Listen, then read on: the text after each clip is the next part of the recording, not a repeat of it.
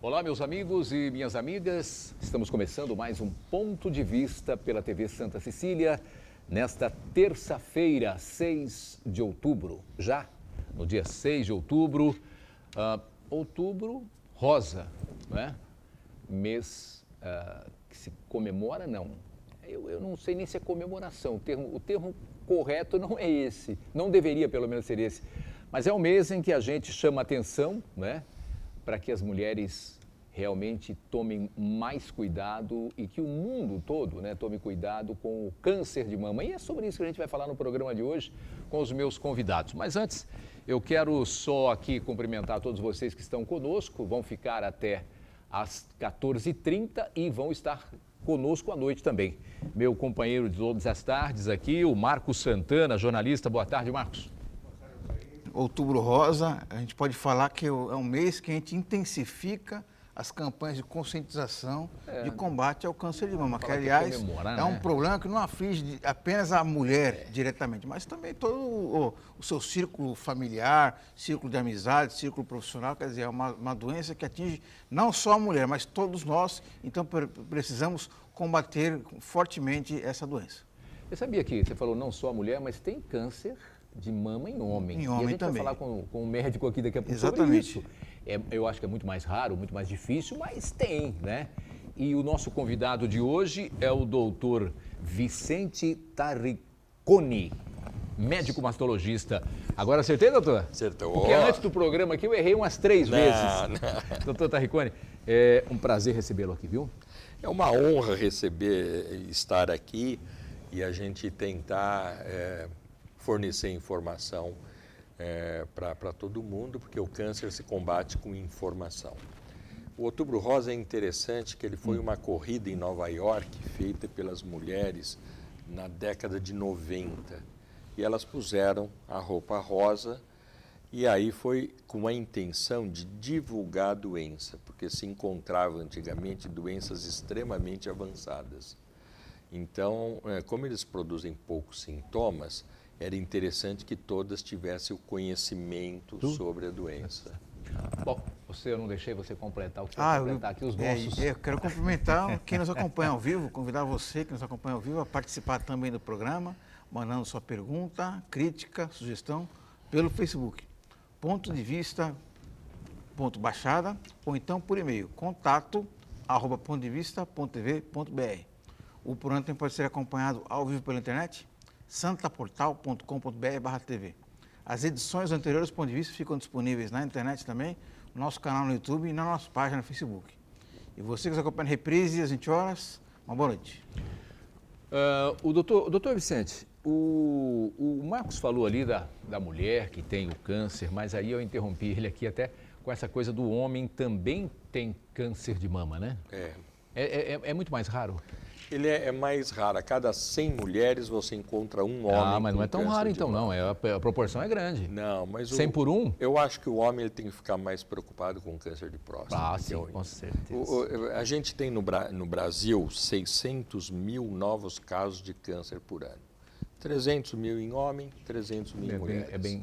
A frequência em mulher é mama, colo de útero e cólon e intestino. Né? E do homem é próstata, pulmão e intestino. Agora, o senhor falou isso, é muito caso, não é? 600 mil é muito pela população brasileira? Não, é a média. É a média mundial? A média mundial. Ainda se morre mais por doença cardiovascular. A primeira causa de morte... Primeira causa...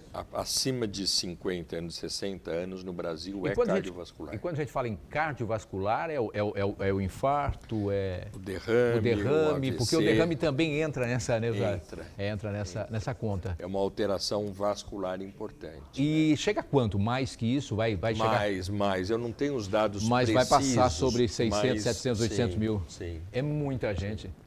Isso poderia ser evitado... Parte disso poderia ser evitado com alguns cuidados. Quando o senhor chegou aqui, o senhor falou, olha, se eu falar de uma doença assim assusta, mas se eu falar dessa, você sabe que não tem... Se as pessoas tomassem um pouco mais de cuidado com o que o senhor falou aí, pressão alta, triglicérides, colesterol, isso também é diminui. O principal. É o principal. Eu isso da doença vascular, né? Sim, mas que é o mais frequente causa de morte. Então, se você tomar alguns cuidados cardiovasculares, você vai compensar, vai diminuir essa incidência de morte nesse grupo de pessoas. As causas mundiais de morte, o Brasil, ele espelha outros países ocidentais, né? Seriam realmente, os países não ocidentais ou países mais subdesenvolvidos são causas infecto-contagiosas. Mas nos países ocidentais se morre de coração e depois de doenças oncológicas. Isso daí são os dois grandes focos. No Brasil, a gente tem causas cardiovasculares, causas oncológicas e causas externas. É um assalto, trombada. Sim. Né? Então, é significativo isso esse daí. número. Quando o senhor falou aí também das mulheres, o câncer de mama, primeira incidência maior, depois o colo de útero. Isso. É isso. A gente segue o seguinte, nós temos próximos de 70 mil mulheres novas com câncer de mama por ano. Isso daí é a estimativa do Instituto Nacional do Câncer e o Ministério da Saúde. 16 mil mulheres com câncer de colo de útero. Este sim é evitável. Então, isso que eu ia perguntar ao senhor. É evitável. Essa vacina que tem aí, que a gente propagou tanto aqui para que os jovens, né, não só as meninas, mas os meninos também tomassem, me parece que ela é muito abandonada, doutor, porque eu levei a minha filha para tomar. E aí a pessoa olha, pouca gente vem tomar aqui, não dá para entender. Né? Existe na rede pública do SUS a oferta dessa vacina, o governo banca essa vacina e isso daí vai impactar na diminuição de mortes de câncer de colo de útero, não tenha dúvida. Não tenha dúvida. Realmente tem que se vacinar. Quem tiver essa oportunidade, filhos jovens, o quanto antes. O senhor acha que é o preconceito das pessoas falarem, mas seria mais ou menos isso? Pais ainda que ficam aquela coisa, mas por que eu vou vacinar minha filha aqui de colo de câncer de útero? Ela não tem ainda 13 anos, ela não tem ainda uma vida sexual ativa. Existiu. Essa coisa, existiu, por aí. Existiu um preconceito, uma dificuldade de se estimular, porque eles vão falar, você está estimulando a atividade sexual. Não é nada disso, não. O câncer de colo de útero ele está diretamente ligado ao HPV. E o HPV se pega por atividade sexual. Então, isso daí, como você vai ensinar na educação sexual, na sua família, no seu meio familiar, sobre gravidez e doenças infecto-contagiosas também. Elas fazem parte de um contexto geral que deve ser conversado no âmbito familiar. Marcos, alguma? Doutor Tarricone, quando a gente fala de câncer de mama, muita gente ainda tem a ideia errônea de que a vítima é uma infeliz sorteada, foi contemplada de uma maldição aí, ela foi escolhida, vamos dizer assim, né? Teve um azar de ter câncer. Né? Gostaria que o senhor aproveitar a sua participação, que o senhor informasse a gente quanto de o fator genético pode acarretar a mulher ter câncer de mama e quais outras causas ligadas a hábitos, inclusive alimentar, de consumo de álcool, de cigarro, de drogas, outras coisas, podem acabar aumentando o risco da mulher contrair câncer de mama. Existe, eu vou dividir em 3 situações, se eu esquecer de uma, você me lembra. O estigma da palavra câncer, ele machuca, ele sofre, né? Ele agride, né? Você falar que uma pessoa tem câncer, ela está entendendo como uma doença incurável, sofrimento humano, ela vai lutar morte, né? Infelizmente. A família fica doente junta. Não existe isso. Toda doença é ruim. Você pode morrer de dengue, que tem um nome romântico, né? Mas você comunicar a uma paciente que tem câncer, o estigma dela modifica muito em relação a você falar, se ela tem uma diabetes, que é uma doença que também não tem cura, é uma doença crônica. Então, você consegue, pelos meios de tratamento, você equilibrar a diabetes. O câncer de mama está caminhando para isso também. Mas o estigma é muito forte, porque a gente diz o seguinte, aquele político em Brasília, ele é um câncer na sociedade. Ninguém fala, aquele político é um diabético descompensado.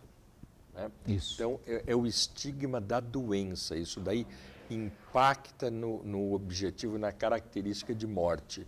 E isso dá uma limitação muito grande, um medo muito grande, um sofrimento muito grande.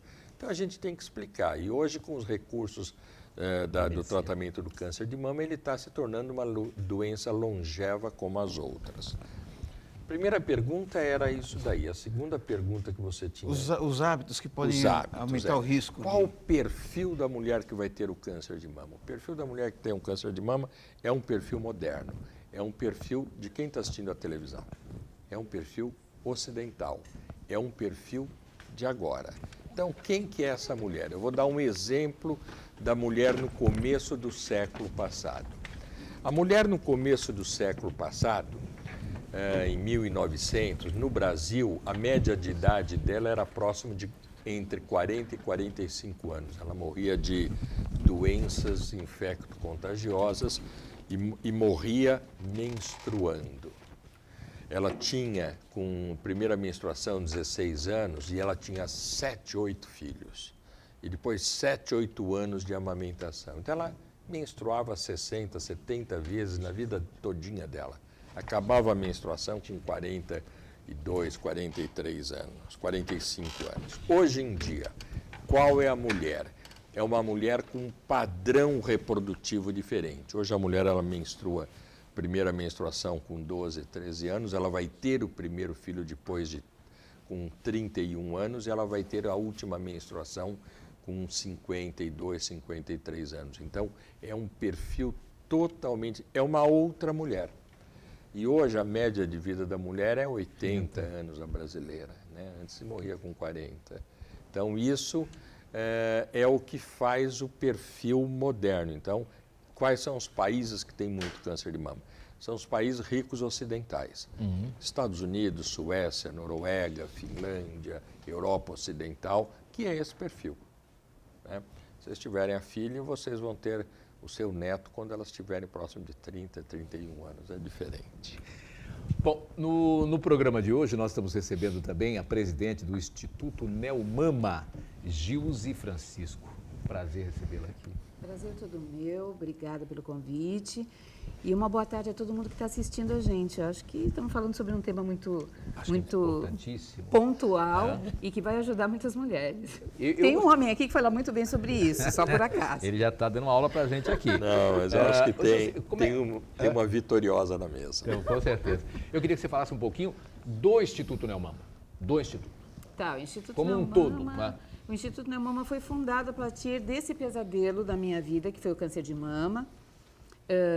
Eu criei um site e através desse site houve uma aceitabilidade muito grande e as mulheres começaram a me cobrar muito. Isso foi em que ano, Nil? O site foi ao ar no ano 2000. Eu tive o câncer em 99. Tá.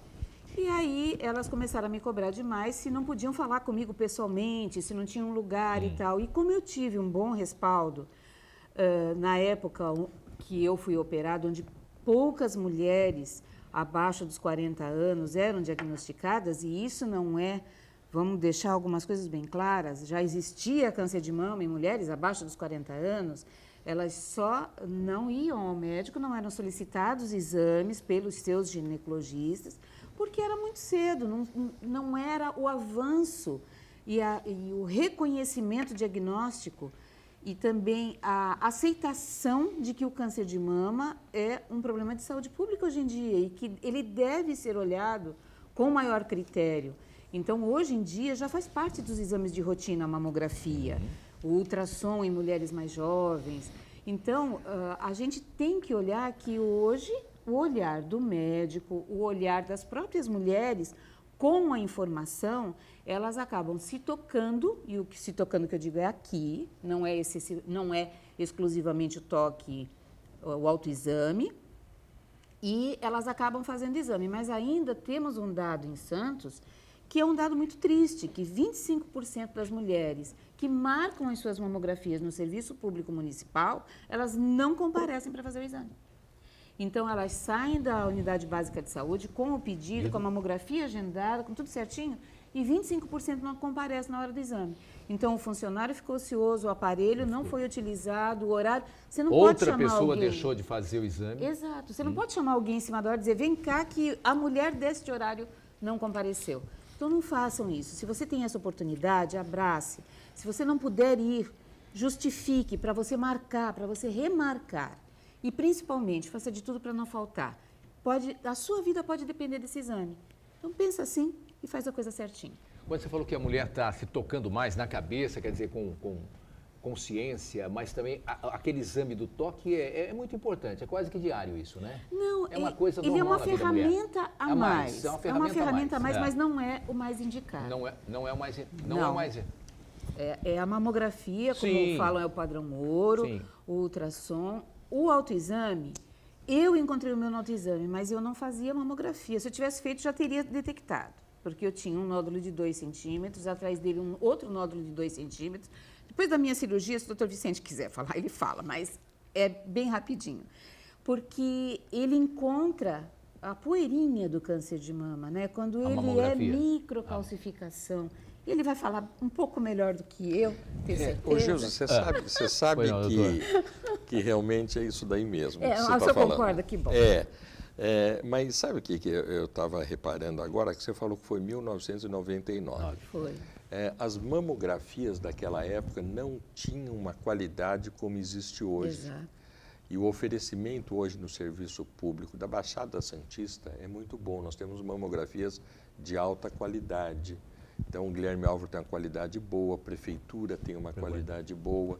Então, a cidade menor, por exemplo, vou dar um exemplo, talvez não seja específico dessa cidade, Mongaguá.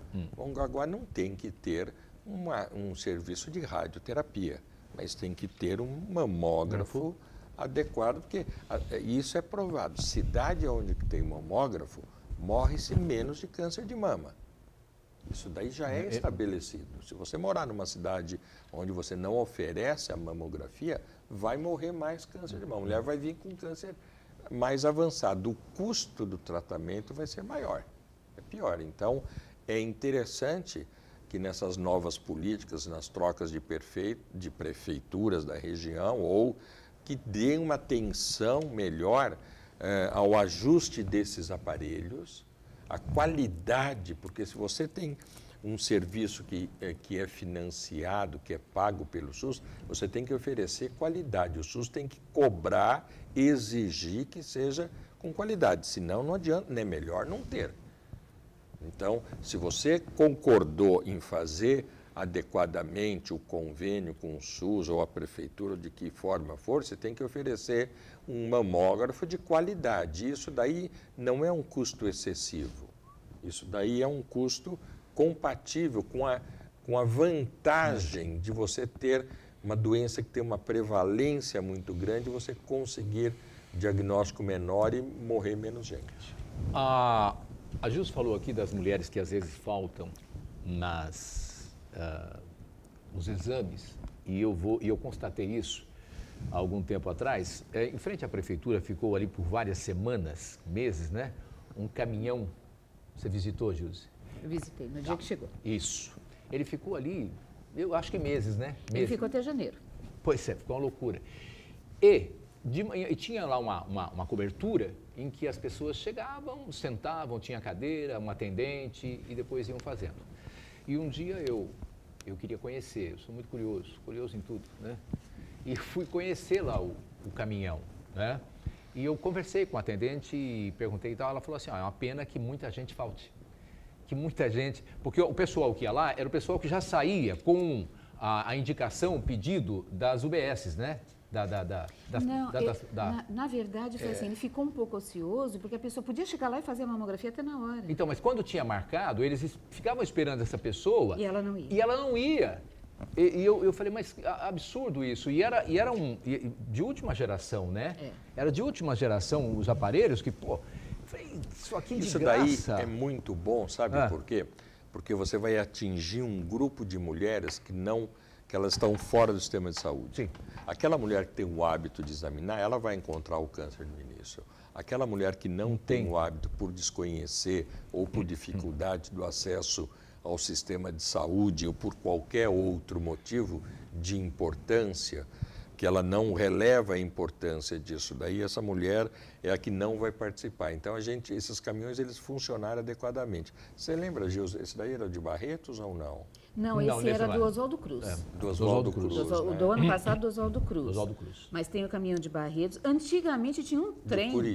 Lembra o trem do Dr. Sampaio Góes? Sampaio Góes. Você não conhecia, hein? O Sampaio Góes, não, ele não é do meu tempo assim também. Não, eu sei, mas já seria bacana. O doutor Sampaio Góes, ele era o presidente do Instituto Nacional do Câncer em São Paulo. E existia uma linha férrea que vinha de Santos até o litoral sul todinho. E ele pegava um vagão dessa linha férrea e fazia os exames ginecológicos, que era o preventivo ginecológico com citologia. A visão, assim, de 50 anos na frente, né? Nossa Senhora, e o que ele fazia? Bacana. E ele tinha uma coisa, uma vez eu fui visitar isso daí em 1980, o serviço que ele tinha em São Paulo, e para se ler essas lâminas do Papa Nicolau, ele oferecia um curso para citotécnicas, só para pessoas que tinham deficiência de mobilidade. Então, eles tinham umas bancadas altas para eles entrarem com cadeira de rodas e ele ele empregou um monte de gente com a qualidade, com a formação de citotécnicas e fazia isso. Então, se você encontrar as mulheres mais velhas no litoral sul, elas vão lembrar do trenzinho. Bom, eu vou fazer um intervalo aqui, eu quero só chamar a atenção dos meus amigos e minhas amigas, principalmente dos meus amigos. As minhas amigas sabem muito bem da importância disso, né?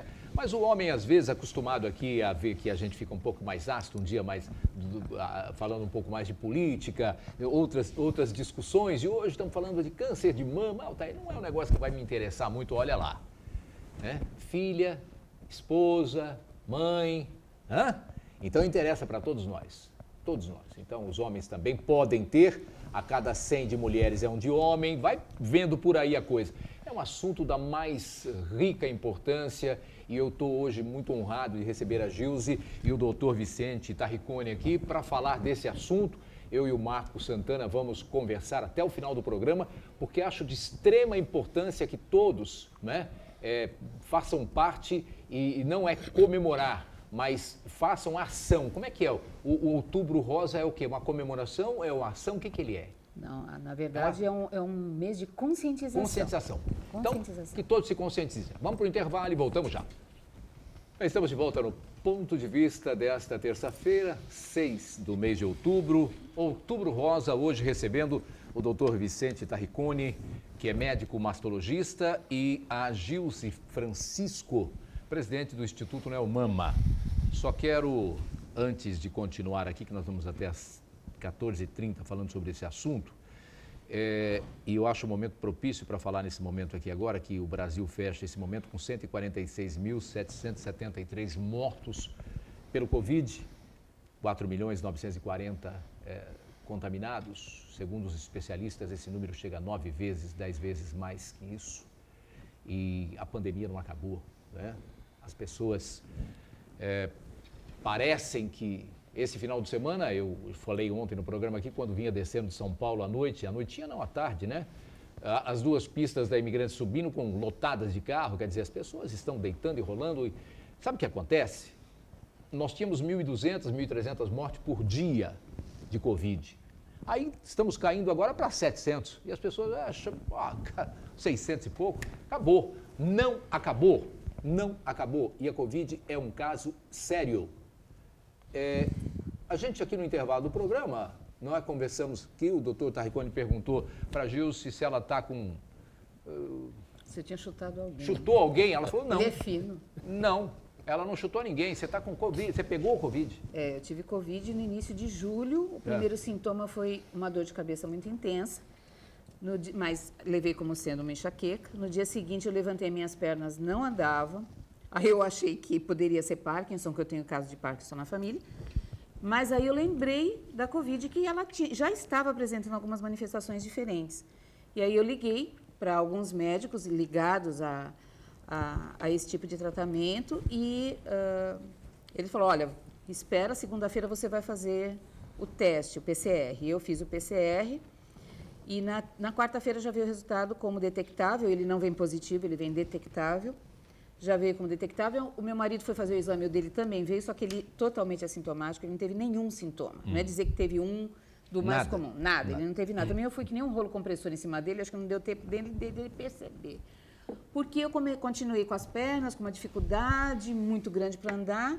No sábado seguinte eu acordei enxergando menos. Na segunda-feira eu acordei ouvindo menos.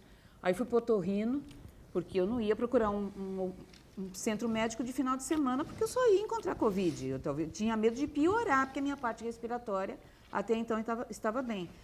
Na segunda-feira eu já comecei a apresentar um cansaço muito grande, e aí eles falaram, olha, você está com uma Covid meio fora da curva aí, que não está dentro dos padrões, isso há 3 meses atrás, né?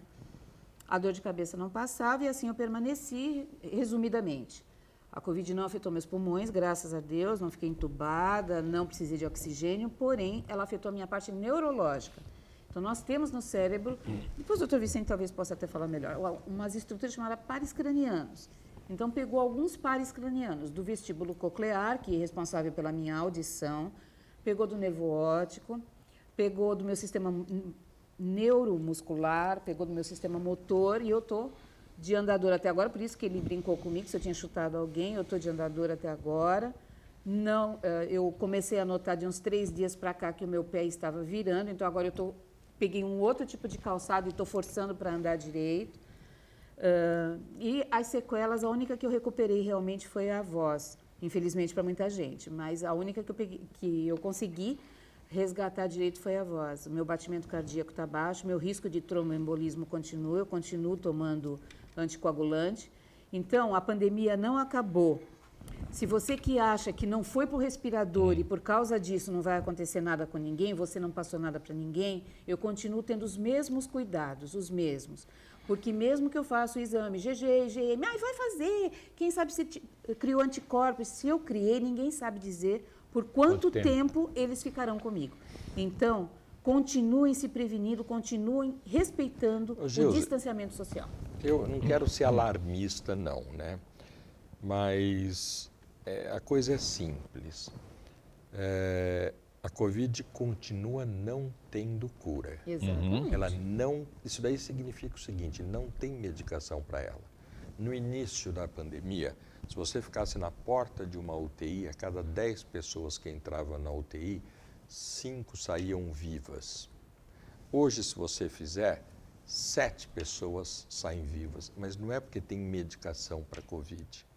Então, antes a mortalidade era 50%, agora a mortalidade é 30%, altíssima. É porque sabe-se trabalhar melhor, conhece um pouco mais de uma doença desconhecida. Então, você trabalha melhor esses sintomas. Só isso. Exato. Ela continua matando um grupo pequeno de pessoas que vão continuar morrendo, que são aquelas pessoas de risco, né? Então, a gente... o que você disse do litoral, daqui de Santos, ver o pessoal de fora para cá. No começo, a gente estava assustado que nós não tínhamos leitos disponíveis. Agora, nós temos leitos de... Só isso mudou. O resto está tudo igual. Bom, exatamente. Acho que o doutor resumiu bem. O problema antigamente era o medo de não ter aonde acolher o doente, a pessoa que estava infectada. Agora, nós temos onde apoiar. Mas isso significa o quê? Não vai morrer? Não significa isso. Infelizmente, não significa isso. Agora, eu, como sou uma pessoa esperançosa, eu sou um cara que vejo pela frente, sou realista, mas gosto de ver pela frente. Essa vacina que venha logo, pelo amor de Deus, como o doutor disse aqui, não tem remédio para a Covid. Nós não temos remédio para curar a Covid, nem para evitar a Covid. A vacina vai ser a única salvação. Pode ser a russa. E é bom a gente deixar claro que especula-se de uma maneira muito contundente que a vacina tenha que ser anual. Não tem problema, poderia ser semestral. Então, tem que ver que não é um problema que vai ser cessado definitivamente. Ela veio para ficar. Veio para ficar. As mutações.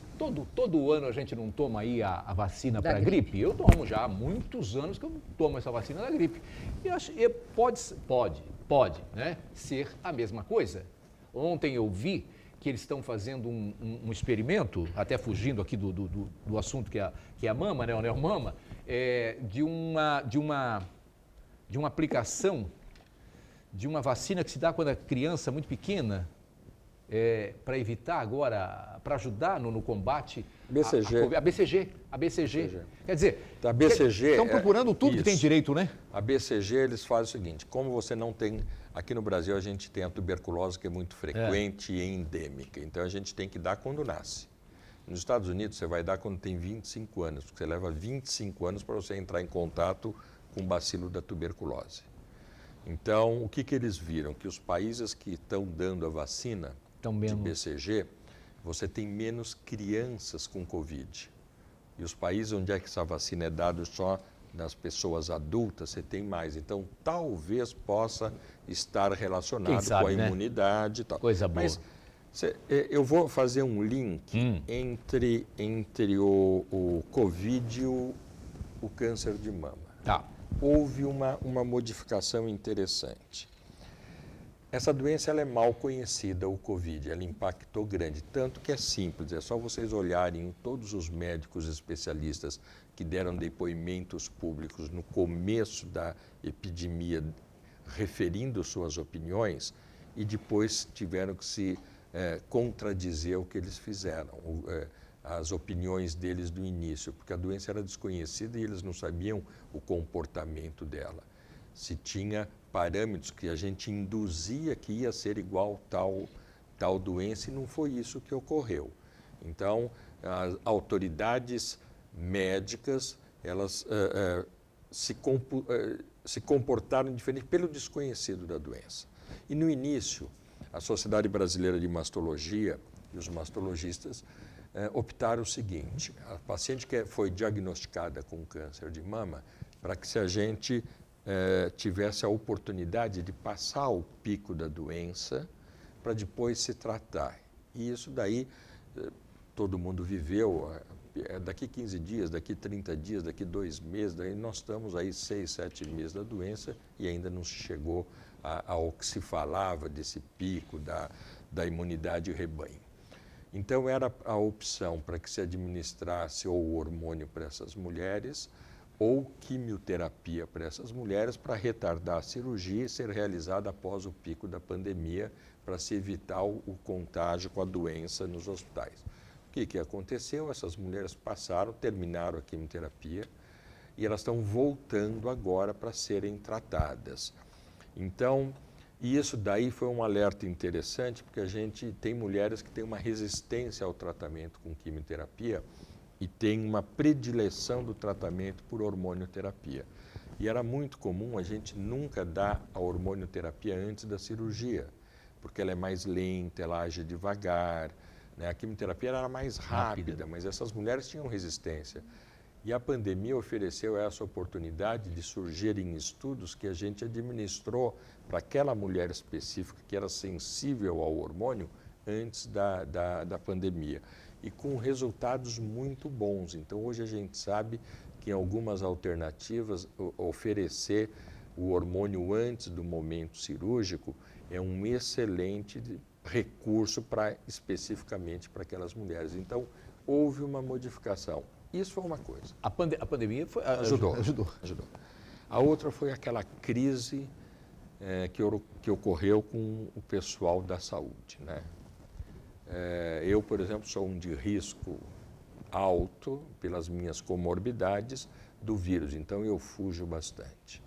Então vocês imaginem pessoas à minha volta, minha equipe que já tem uma certa experiência da área, ter que parar aquilo que sempre fez na vida. Então, se eu estudei 40 anos só para fazer aquilo e fazer com satisfação, você parar de repente, não é por falta de pacientes, por opções de risco elevado de você estar dentro de um hospital. Então, isso daí mexeu com um grupo grande de pessoas. Aí as pessoas dizem assim, não, mas você o hospital é um lugar que você tinha a maior chance de pegar a COVID. Porque você vai num laboratório que faz exames, quem tem Covid está nesse laboratório fazendo exames. Quase todo mundo está com Covid, né? Tá com Covid. Então a gente tem que fazer o quê? Dividir as entradas, hospitais separados, existem técnicas para isso. E isso daí impactou muito, sim, no tratamento, né? No Hospital Guilherme Alves, nós somos referência de alguns municípios que mandam para cá. Eles pararam a unidade básica de saúde. Então, eles não tinham mais essa triagem de encaminhamento. Agora que está retornando a isso daí, os casos existentes, nós continuamos tratando.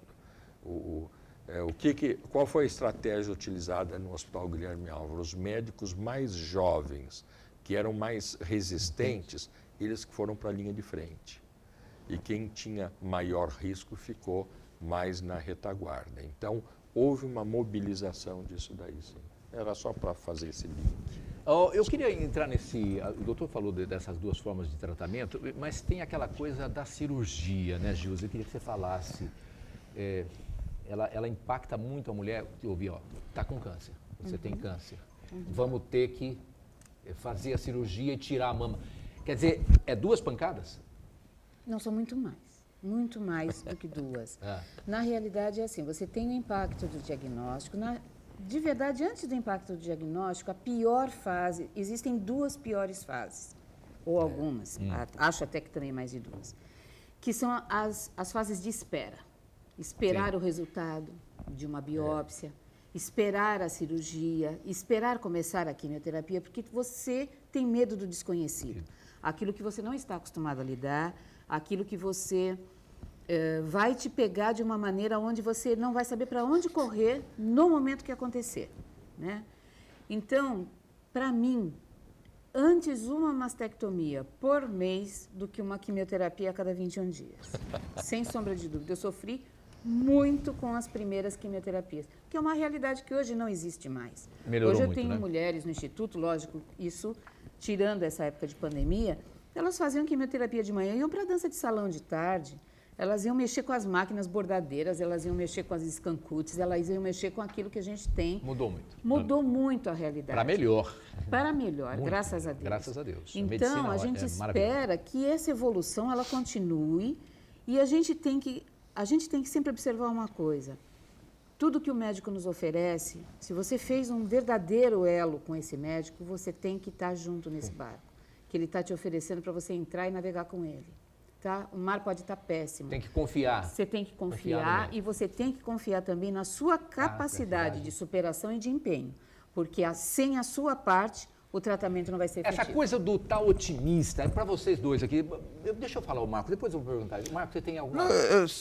Temos uma participação aqui falando sobre a Covid, né? Eu acho que nunca é demais a gente reforçar de que tem gente que acha que já passou a pandemia, que já está tudo sob controle, comemorando essa redução do número de mortes. E eu lembrei agora, que a gente está conversando, que o doutor Sérgio Zanetta, o sanitarista, deu uma entrevista recentemente, e ele disse, não é que o número de mortes representa que a doença está diminuindo. Ao contrário, é que os médicos aprenderam a trocar o pneu do carro com o carro em movimento. Então, o tratamento inicial da doença melhorou bastante em comparação ao que se verificava em fevereiro, março, quando os médicos estavam completamente perdidos diante da novidade. E ao longo da experiência, eles foram desenvolvendo terapias mais eficientes que evitaram muitas mortes, né? E não foi com cloroquina, não, nem com hidroxicloroquina, né? E eu vou registrar aqui a participação da Sandra Carvalho. Ela diz aqui que ela ficou 18 dias entubada, ficou no total de 35 dias de internação e ela sofre sequelas até hoje. Ela diz que tem placas de fibrose sobre o tórax, indo até os seios. Quer dizer, não é uma brincadeira, não é uma gripezinha, muito pelo contrário. E outra pessoa, viu, Walter, que está com Covid-19, e aí você percebe aí o alcance da doença, né? A Patrícia Goresch, advogada da nossa equipe aqui de comentaristas, participaria do programa essa semana, não vai porque teve diagnosticada a Covid-19. Quer dizer, esse tipo de impacto que a Covid proporciona em toda a sociedade. Eu vou fazer o intervalo e na volta do intervalo vou fazer aquela pergunta que eu ia fazer aqui tanto para a Gilson como para o doutor Vicente. O otimismo, quer dizer, não é nem otimismo a palavra certa, mas a coragem de enfrentar. Não é fácil, hein? O cara falar que você está com câncer, o cara desmorona. Um homem, uma mulher, acho que o homem é até pior, o homem é mais covarde, né? Sempre a mulher é mais forte. Nesse ponto não tenha dúvida que a mulher é mais forte. mas essa coisa de você enfrentar, acreditar, né, ter certeza, o doutor vai falar sobre isso e você também que viveu. Isso ajuda ou não tanto faz? Depois do intervalo a gente fala. Eu precisava ter gravado o que eles estão conversando aqui. Eu não sei se eu vou conseguir reproduzir aqui, se eles vão conseguir reproduzir. O doutor Vicente Tarricone fez aqui uma pergunta para a Gilce. Quais são os 5, né? Você falou? Os 5 piores momentos. Os 5 piores momentos. Aí ela começou. Vamos lá, Gilce. 5 piores momentos da doença. Do câncer de mama. Como um todo, da doença. Vamos deixar o Covid, faz de conta que acabou até o final do programa só. Depois a gente vai usar máscara, álcool, gel, tudo certinho. Tá todo mundo então vamos lá, aqui. os 5 piores momentos do câncer de mama. Foi o diagnóstico, foi a espera pela cirurgia, foi a espera pela químio, foi a queda de cabelo que pegou muito, porque eu esperava que meu cabelo não ia cair. Porque tudo que eu fazia, eu colocava não otimismo, eu falava, eu vou conseguir. Então eu falava, eu sei que a cirurgia é difícil, é de grande porte, mas eu vou conseguir. E eu vou sair dessa cirurgia, eu vou estar muito bem, tanto que ele tirou sarro de mim, porque ele entrou, ele comigo não tem um pico de respeito, estava falando isso no corredor. Repita. Nos bastidores.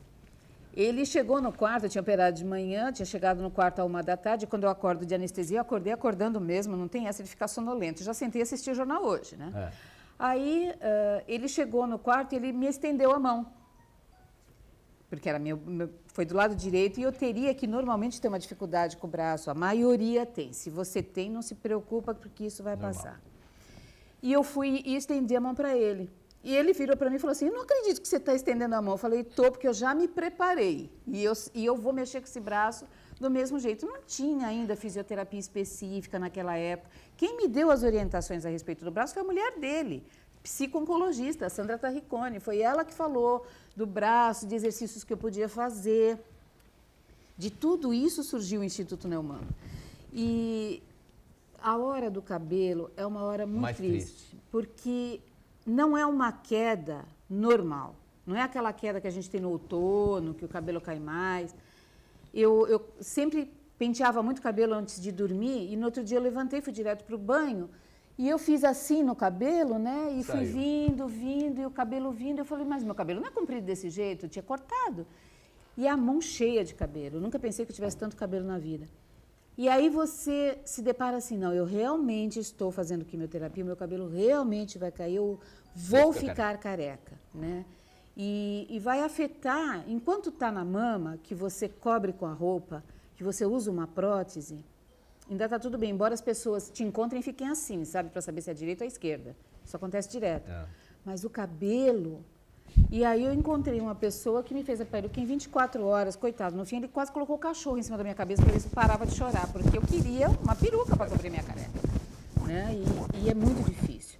Quando a gente brinca muito lá no Instituto, a gente lida com os assuntos de uma maneira muito lúdica, mas é um momento muito intenso. Da mulher.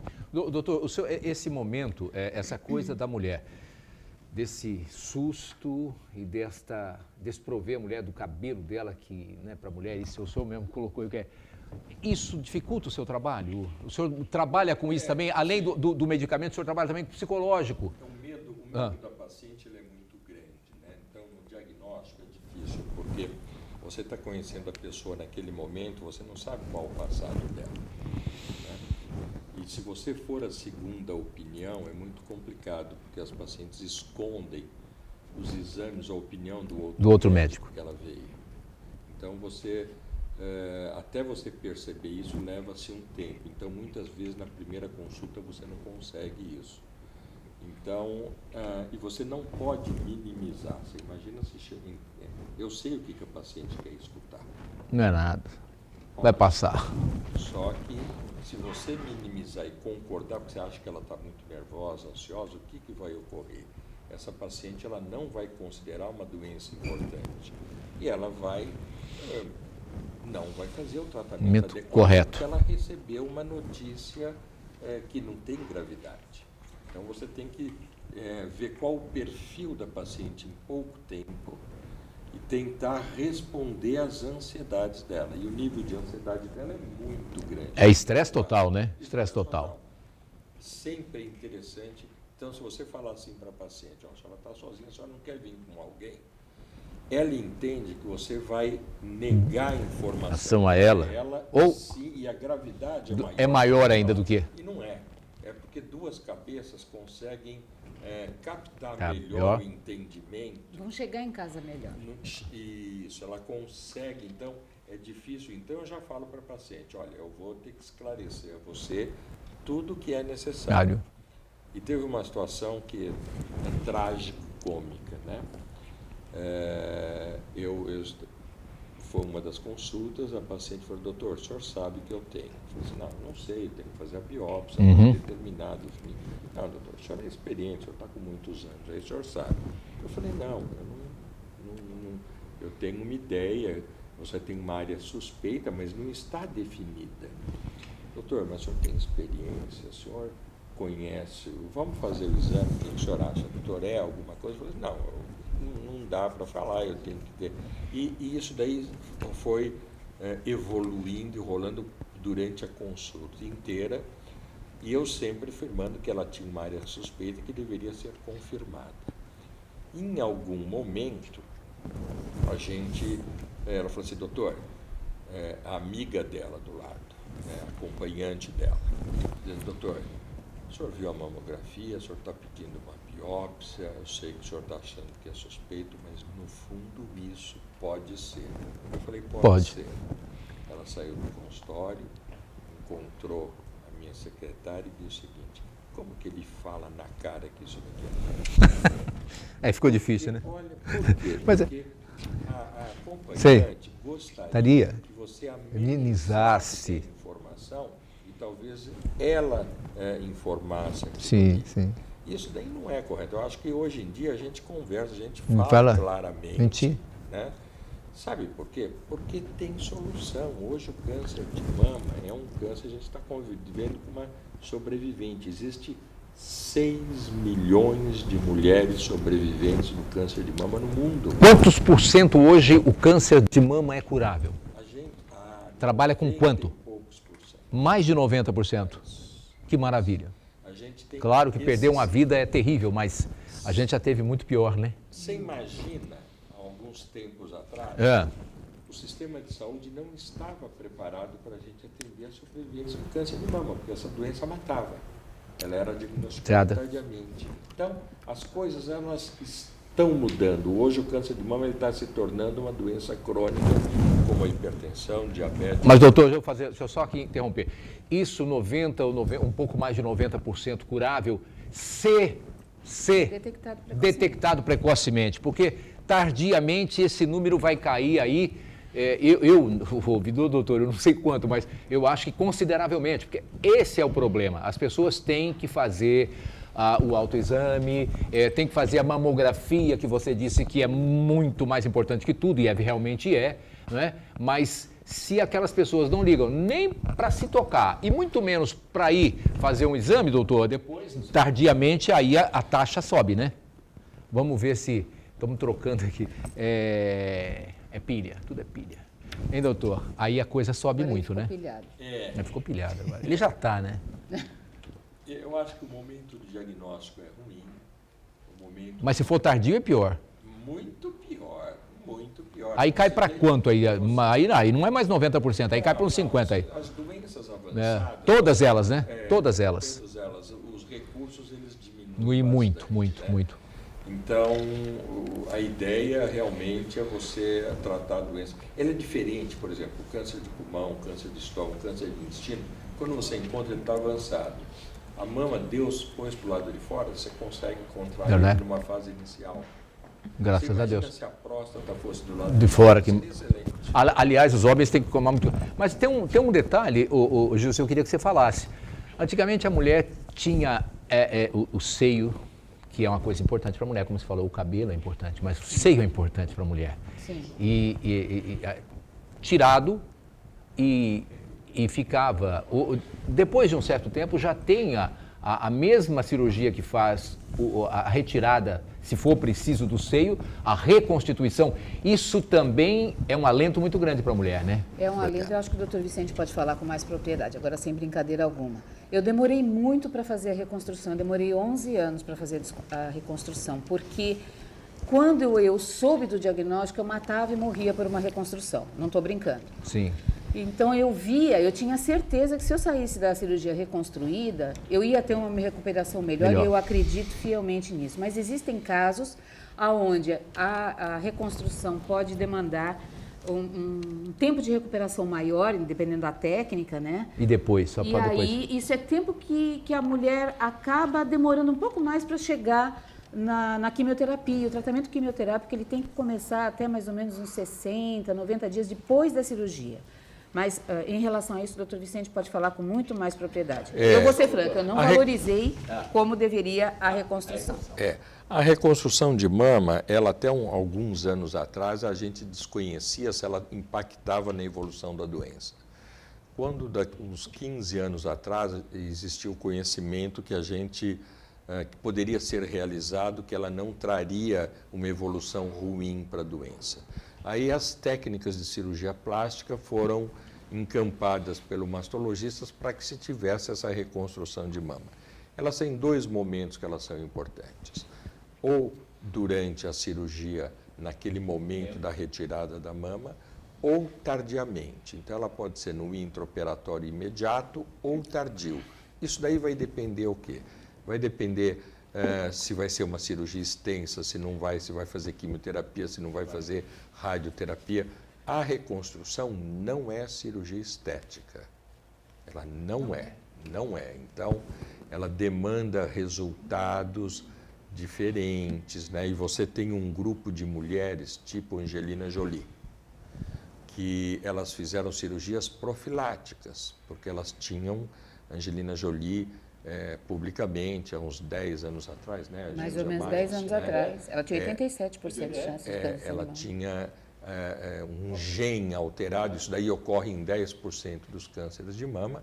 A mãe dela tinha morrido de câncer de mama, ela é uma judia askenazi, com risco elevado, e a mãe dela morreu de câncer de ovário, e a tia tinha câncer de mama. Então, ela tinha uma chance muito grande. Então, ela foi submetida a uma mastectomia. Quer dizer, a retirada das duas ela não fez mamas. a retirada como uma mastectomia. Não, é diferente. É diferente. E o recurso para você reconstruir essa mama não é cirurgia única. Você perde a sensibilidade, muitas vezes perde a areola e mamilo. Então, ela impacta mais o que ela teve. A chance dela ter câncer agora é 3, 4%, caiu muito isso daí. Era um exame que era muito caro, custava próximo de 5, 6 mil dólares, e ela fez uma campanha mundial. Hoje ele custa próximo de 1.500, 1.800 reais, e provavelmente já está começando a entrar no sistema público esse tipo de exame. Eu acredito que daqui a alguns anos a gente vai ter essa liberdade de pedir esse exame. Que bom. Pois não, Marcos, vamos lá. O doutor Tarricone, o Ministério da Saúde orienta que seja feita a mamografia a partir dos 50 anos de idade. E a Sociedade Brasileira de Mastologia preconiza um pouco antes, a partir dos 40 anos de idade. Por que essa diferença de entendimento? São diferenças estatísticas, né? Então, por exemplo, a Sociedade Brasileira, o Ministério da Saúde do Brasil, dos Estados Unidos, da França, todos eles recomendam a partir de 50 anos, a cada 1 ou 2 anos, e parando nos 69 anos, 70 anos de idade, né? Agora, os americanos diminuíram as sociedades médicas, brasileira de radiologia, de mastologia, americana de oncologia clínica, de senologia francesa, sugerem 40 anos. Por quê? Porque a saúde pública se trabalha com mortalidades e não foi feito um estudo ainda de qualidade de vida. Então, a gente sugere 40 anos, mesmo que você for morrer na mesma idade do que o Ministério da Saúde calcula, mas você pode morrer com a sua mama. Se você tiver o diagnóstico precoce, você consegue não retirar a mama. Então, isso é o que impacta mais. Gilce e Francisco, queria que você falasse aqui para encerrar o programa já, fique à vontade para chamar mais atenção desse Outubro Rosa? Olha, não desistam de vocês, não desistam de ir ao seu médico, mantenham a sua rotina, mesmo com a pandemia. Pode atrasar um pouquinho, mas não deixem, não é para deixar para o ano que vem, é para ir. Saiam de casa para fazer todos os exames junto, para poder voltar e sair uma vez só. Não tenham medo do diagnóstico. O pior medo, o que mais paralisa a gente é o medo, e o medo do diagnóstico faz com que a gente não se trate a tempo. O meu diagnóstico não foi um diagnóstico precoce. Poderia ter sido se eu tivesse feito exames de imagem, mas naquela época, 21 anos atrás, isso não acontecia. Então, não esqueça de fazer aquilo que pode te levar à cura, aquilo que pode te salvar de uma doença que nós somos portadoras, que não tem prevenção, tem detecção precoce, mas que você pode se sair muito bem, mesmo depois de operada. Obrigada, presidente do Instituto Neomama, Gilce Francisco. E o doutor Vicente Tarricone, um prazer, o médico mastologista. Muito obrigado, doutor Vicente Tarricone. Obrigado. Eu que agradeço bastante a oportunidade de tentar transmitir um conhecimento. Muito obrigado, senhor. Eu que agradeço. Eu achei que o programa, Marcos, fosse demorar muito hoje, que fosse difícil fazer, mas passou rápido demais, né? Quando o assunto é bom, os convidados são excelentes, passa rápido. Muito obrigado a todos vocês, um grande abraço e amanhã a gente está voltando aqui às 1h30 da tarde.